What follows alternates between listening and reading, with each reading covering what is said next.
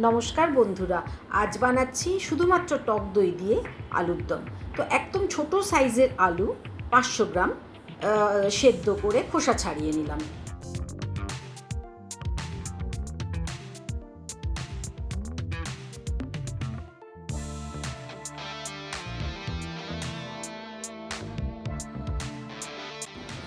এবার দেড়খানার মতো ক্যাপসিকাম একটু কিউবের আকারে কেটে রাখলাম।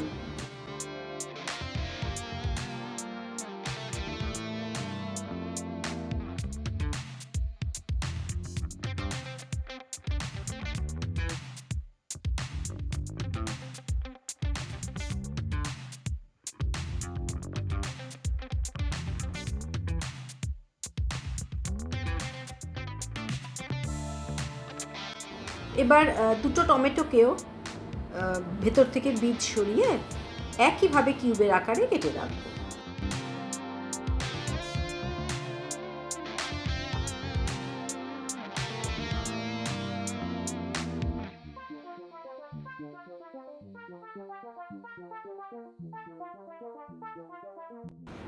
এবার নিয়ে নিলাম 1 কাপের মতো টক দই আর 4 থেকে 5টা কাঁচা লঙ্কা আর 1 ইঞ্চি আদার টুকরো করা একটু মিক্সি জারে পেস্ট করে নিলাম।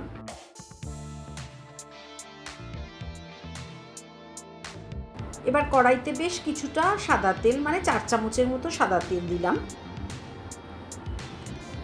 তেল গরম হলে প্রথমে সেদ্ধ করা আলু ভেজে রাখবো।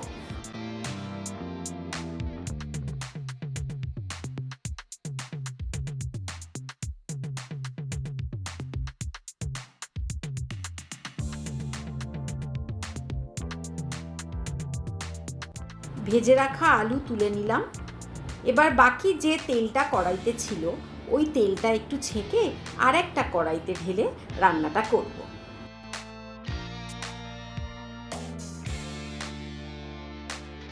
এবার এই তেলটা গরম করে এর মধ্যে ফোড়নে দিলাম 2টো তেজপাতা, 2টো শুকনো লঙ্কা, 1/2 চামচের মতো গোটা জিরে।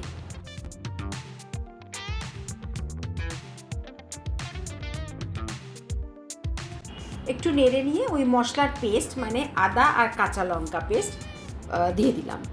ভালো করে নাড়তে থাকবো। আদার কাঁচা গন্ধটা চলে গেলে টক দইটা দিয়ে দেব। প্রায় 1 কাপের মতো টক দই দিয়ে খুব ভালো করে নাড়াতে হবে।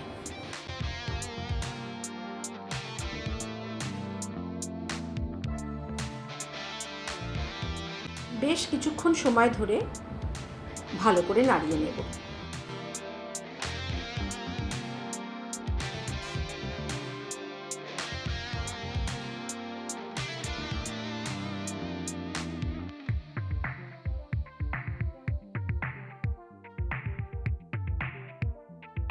এবার দিয়ে দিলাম স্বাদ মতো নুন, দিয়ে আবারও নাড়াবো।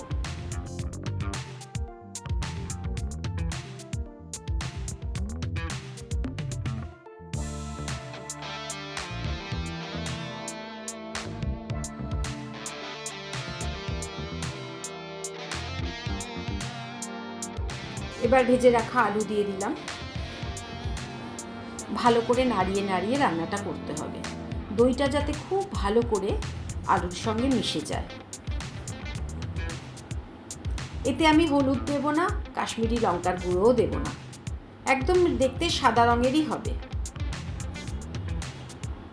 এবার দিয়ে দিলাম কেটে রাখা টমেটো আর কেটে রাখা ক্যাপসিকাম।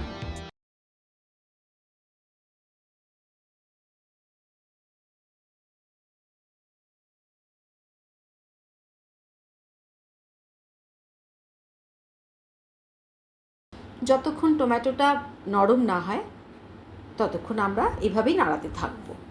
এবার দিয়ে দিলাম স্বাদ মতো চিনি, নিরামিষ রান্না তো একটু মিষ্টি করার জন্য প্রায় 1 চামচের মতো চিনি দিলাম।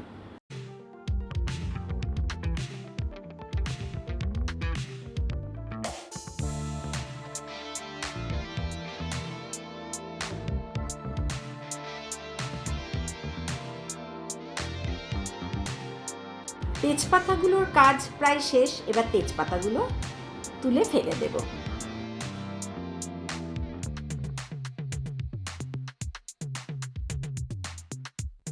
বেশ কিছুক্ষণ নাড়িয়ে এবার ওই যে মশলা ধোয়া জল তার অল্প একটু দিয়ে আবারও নাড়াতে থাকবো।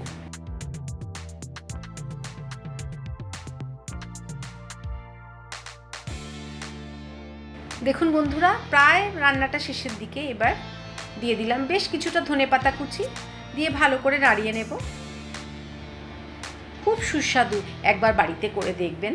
কেমন লাগলো একটু জানাবেন। রান্নাটা ভালো লেগে থাকলে একটু লাইক দেবেন বন্ধুরা, প্লিজ চ্যানেলটাকে সাবস্ক্রাইব করবেন।